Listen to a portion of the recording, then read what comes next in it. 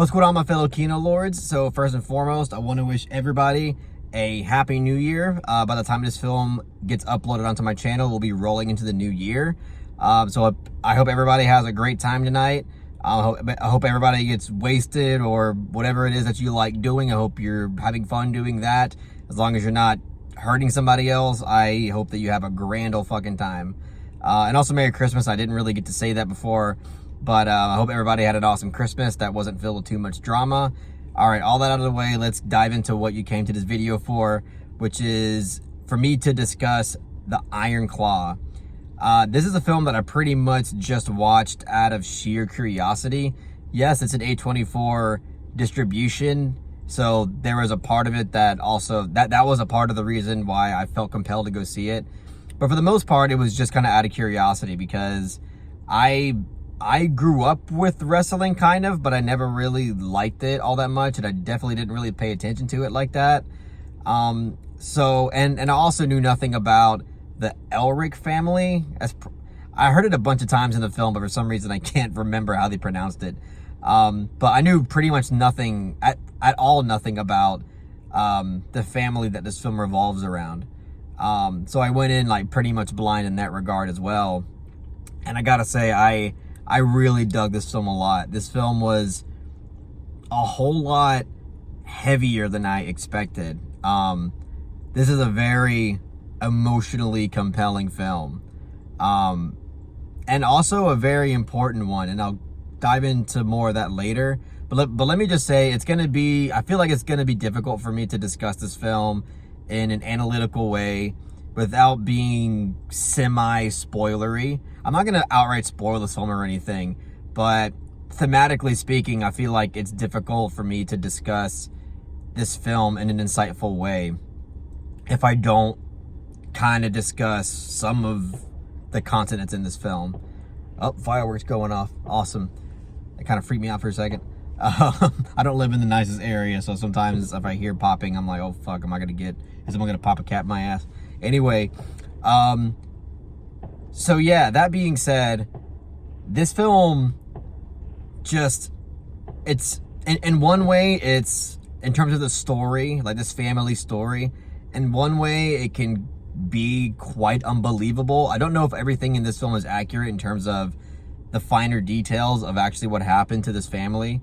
But in another way, considering the context and the dynamics that we see explored within this family, in one way it's not unbelievable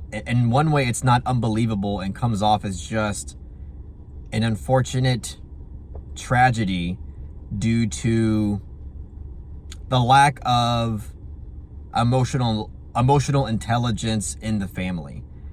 And by that, I just gotta, like, what I mean when I say that is that this film tackles a whole bunch of things. But first and foremost, I feel like it is about toxic masculinity.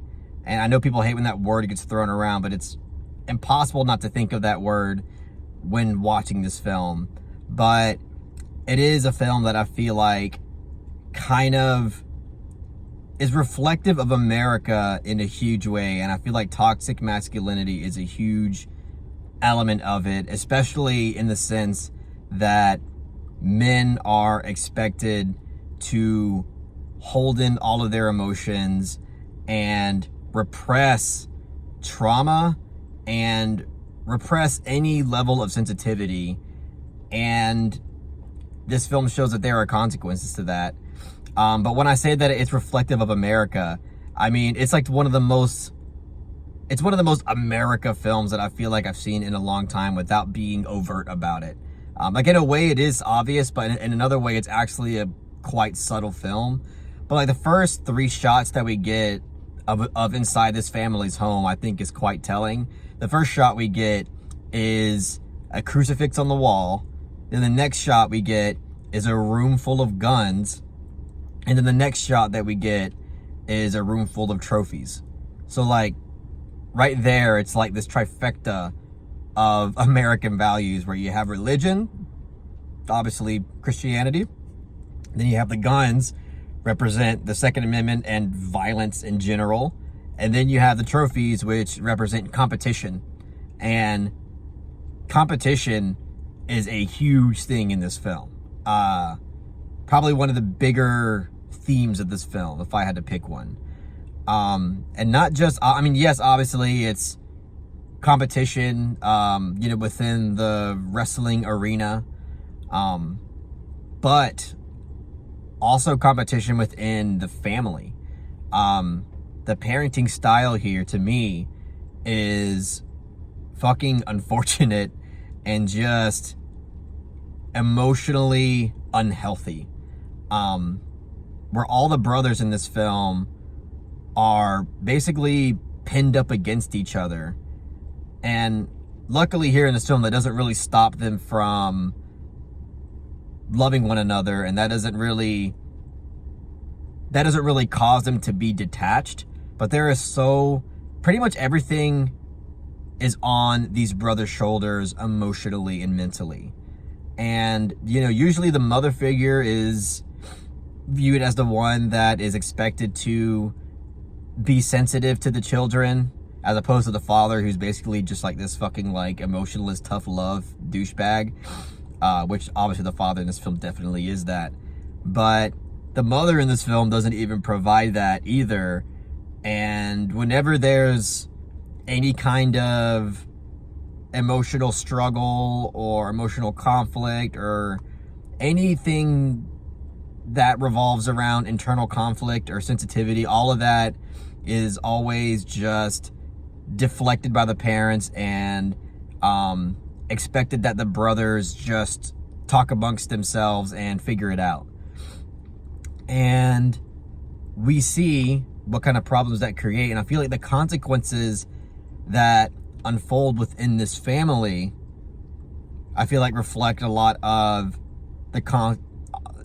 in my opinion, reflect a lot of the consequences that we see of the people in American society have. And again, it's really all I'll say when it comes to that, because if I go any further, it's going to get too spoilery. But I will say that thematically with all of that, I feel like it is very compelling and just super important. Really important film. And again, this is a film that is pretty much revolving around men's issues, and I think it's important. I do think it is very important. And again, by the third act of this film, it is so like that. The material is so heavy, and I feel like the first two acts, I will say the first two acts contain, it's just a little bit slow, I guess, which is not usually a problem for me. But I think in the first two acts, all the struggles are completely internal, and maybe it could have benefited from a little bit of external conflict and external drama going on. Even though I do understand its place, it's definitely trying to, you know, establish everything and build up to something big that happens in the third act, and showcase it in that way. And for that, like, I respect it, but I do think that, you know, I could see people kind of having trouble getting through all of the first and second act, because it does feel a little slow at times. But for me personally, even though I did feel the runtime of this film, because it is a little bit too long in my opinion, I do feel like it pays off incredibly well in the third act of this film. Because again, a lot of it is internal conflict. Zac Efron's character in this film, he is like the unholy embodiment of internal struggle and internal conflict. Like there's so much that, like, as this film progresses, you could just feel that emotional repression and all this pent up emotions and energy that he's just like hoarding inside of his body and his mind.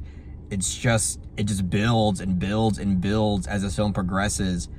It's like a wind-up doll that just keeps turning and turning and turning without any release, and it just feels suffocating. Like, you really feel as suffocated as Kevin Elric, I think that's his name, the character played by Zac Efron.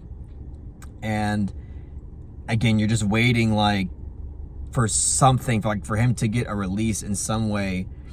And you know, in some way he does in the third act. In some way he does, and it's maybe not in the best way, but it's, again, it's just everything builds up in a way that feels earned and feels like, yeah, I sat through a lot of runtime, but I feel like by the end of it, it all feels fleshed out in this way for a reason.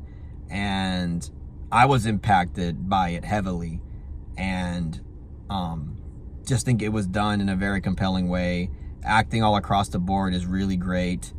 And yeah, like there's this big thing in the film where, you know, the Elric, the last name, the family name is cursed for such and such reasons that I won't get into. And yeah, like you can look at a lot of it and say that, yeah, a lot of it was unlucky, but there's a lot of it where you could just tell that it's because of consequences brought on by this toxic family dynamic. And, you know, again, I honestly can't wait to watch and also research more actual real information about this family to see how much of it actually matches up. But, you know, overall, like, I feel like in terms of the actual things that happened, it's just astounding. Like, it is really astounding, the results that occurred from what we witnessed in this film. So yeah, I mean, that's all I'll say, I guess. I'm pretty sure there's a lot more I could discuss, but that's kind of what's on my mind right now. So as far as a rating, I'll give this film, I'll give The Iron Claw a strong 8 out of 10. I think it is a very compelling and important film, and I definitely recommend people watch it. It's I think it's definitely worth your time, and it's probably a film that it's honestly a film I could see myself watching again, for sure. Yeah, that's all I'll say, guys. Again, I hope everybody has a happy new year. And that's it. If you really enjoyed this video, please give it a thumbs up and share it amongst your friends. And don't forget to subscribe to the channel to be updated on more film related content. Peace.